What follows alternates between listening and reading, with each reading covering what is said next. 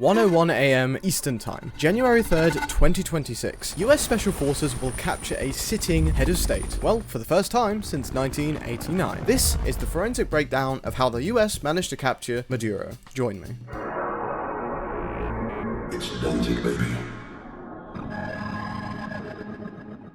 As we all know, his name is Nicolás Maduro, and the bounty he had on his head, which was 50 million, was the highest ever placed on a foreign leader. But here is what nobody is explaining to you. They've wanted him since March 2020. 3 US administrations, multiple strategies, and most definitely billions in intelligence resources. So why did it take 6 years to capture him? And what actually changed here? Well, I went through the Department of Justice indictments, the cooperation agreements, and as well as that, the overall operation timeline. And what I found suggests this was never actually about Maduro at all. So, to understand how they actually caught him, you need to understand 3 things here. Why every previous strategy actually failed, the intelligence breakthrough that reframed the entire problem, and as well as that, the 6-hour operation that entirely ended it. Let's start with the failures here. So, strategy 1 was economic pressure. Starting in 2017, the US imposed the most comprehensive sanctions in Western Hemisphere history. The goal was simple: make the economy hurt so badly that either Maduro falls or the military removes him. At that point, Venezuela's GDP contracted 75%. Hyperinflation hit over 1 million %. Jesus Christ. 8 million people fled the country, but Maduro stayed in power. Well, you might be asking why? Well, because the regime didn't need a functional economy, but they needed the control of the military, and that required something sanctions could not touch. Now, strategy 2, diplomatic isolation. In January 2019, the US recognizes opposition leader Juan Guaido as Venezuela's legitimate president. Over 50 countries then follow. The strategy here was to delegitimize Maduro internationally, as well as that create dual power structure and force regime collapse within Maduro's Venezuela. For the 4 coming years, Guaido is living in exile and Maduro is still in the palace. Well, it turns out you can't just govern from Twitter. Maduro had the firepower, the guns, you name it. He seemed to be holding all the cards here. So, strategy 3.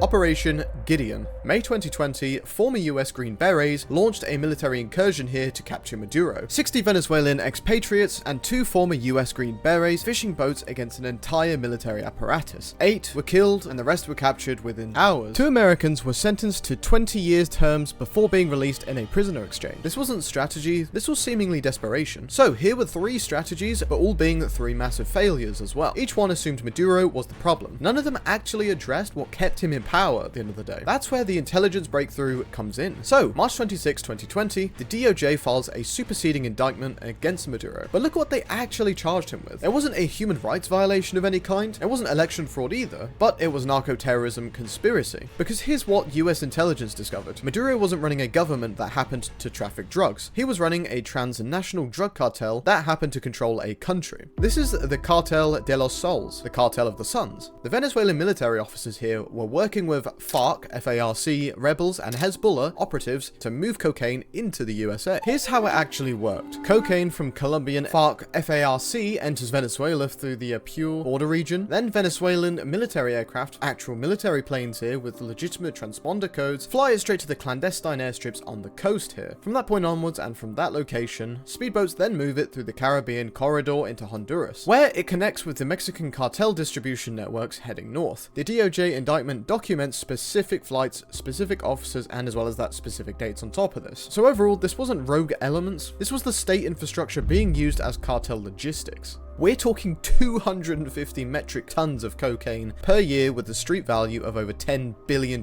Absolutely crazy. Once they mapped it to a criminal enterprise instead of a political problem, everything changed. You don't negotiate with cartels, do you usually? And that's what they did. They dismantled them instead. That meant flipping people inside the operation. Hugo Carvajal, Venezuela's former intelligence chief, was extradited to the USA in 2023 and cooperating here. Clíver Alcalá also as well. He was a retired general and he got the guilty plea in 2023. These were not low-level operatives. These were people who actually knew Maduro's security protocols, his safe houses, his communication patterns, etc. Obviously, they knew a lot here being so high up in the organization, and what they gave up was surgical. Carvajal handed over the palace security rotation when the guards did change shifts, where surveillance blind spots existed, which then officers could be bribed or compromised here. Alcalá provided communication intercept protocols, the radio frequencies Maduro used to coordinate with generals, and also how to jam them on top of this without alerting the broader military command structure. This wasn't just intelligence gathering, this was an actual extraction manual. They knew exactly where he would be, when he'd be vulnerable, and how to isolate him from any support networks that might be able to assist him. January 3rd, 2026. The operation here that had been 6 years in the making, well, here's the verified timeline from the official Pentagon statements. According to the chairman of the Joint Chiefs, General Dan Caine, 1:01 a.m. Eastern Time, US helicopters arrive at Maduro's compound at the Fuerte Tiuna military complex. Communications jamming begins immediately here. Defense Secretary Pete Hegseth later revealed that Maduro had only 3 minutes warning before the forces arrived. The initial attack, airstrikes, and assault lasted less than 30 minutes according to Hegseth, but Secretary of State Marco Rubio confirmed forces were on the ground for approximately 2 hours to secure and extract Maduro. And well, by 3:29 a.m. Eastern Time, Maduro is in US custody aboard helicopters heading over water. Compare this to Noriega in 1989. That took weeks of siege warfare. Bin Laden in 2011, which was 40 minutes from breach to extraction. Maduro's operation, however, lasted roughly around 2 hours on the ground. That kind of precision only happens when you actually have the perfect intelligence and all the resources to back it up as well. Shortly after, 12:43 p.m, Trump announces the capture on Truth Social. Quote, "The biggest drug dealer in the Western Hemisphere is in custody. American justice delivered." Maduro is now being held at a secure federal facility awaiting trial. But here's the question nobody's talking about. Well, why now? And what does this actually accomplish? Well, remember what I said at the beginning of the video? This was actually never about Maduro. Look at the charges again. Narco-terrorism conspiracy, and conspiracy to import cocaine, machine gun violations, and money laundering. Here's what makes this unprecedented. The US government knows about drug trafficking heads of state. Colombia's Petro, which sanctioned for enabling production, but no criminal charges here. Nicaragua's Ortega, his son designated for drugs, but Daniel himself remains untouched. As well as that, Syria's Assad here profited $2.4 billion from Captagon.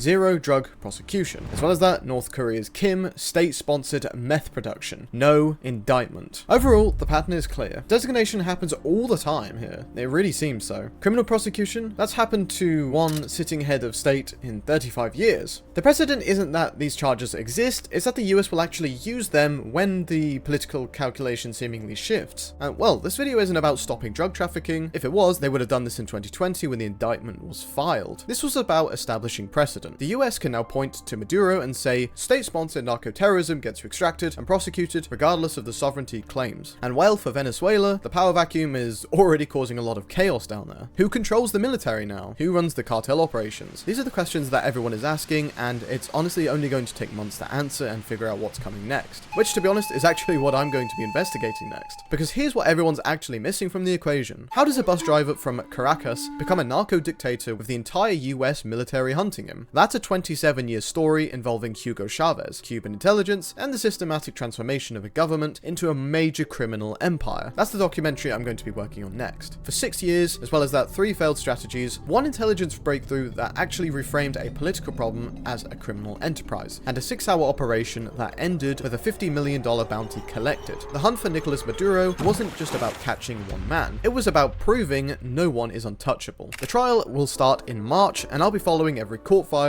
every piece of evidence that gets unsealed, and honestly every revelation about how deep the network actually went, and how far we can sink our teeth into the case as a whole. So if you want the forensic breakdown as the story unfolds, please subscribe, because the next video will be dropping very shortly, if you guys and girls want to see this. Thank you again, have an amazing day.